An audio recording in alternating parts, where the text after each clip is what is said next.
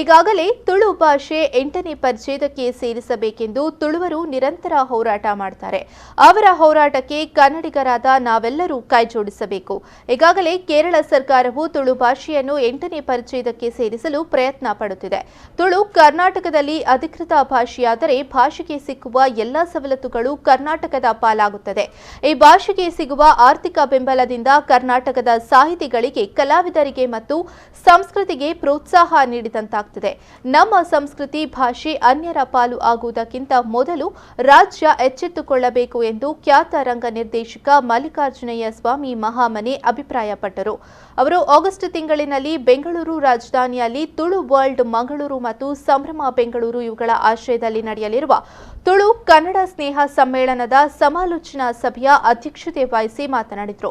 ಕಾರ್ಯಕ್ರಮದಲ್ಲಿ Rajagopala Rai Mangaluru, doctor K N ಅಡಿಗ, ಭಾಸ್ಕರ್ ಕಾಸರಗೋಡು, ವೇಣುಗೋಪಾಲ್ ಆಚಾರ್ಯ ಕಾಸರಗೋಡು, ಪುರುಷೋತ್ತಮ ಚೆಂಡ್ಲ, Chandrahasa S, ಎನ್ಎಲ್ಬಿ Mogral Puttur, Ramachandra ಸೂರಂಬೈಲು, Rajaram Shetty Uppala, Dayananda KB Kambala ಮೊದಲಾದವರು ಉಪಸ್ಥಿತರಿದ್ದರು.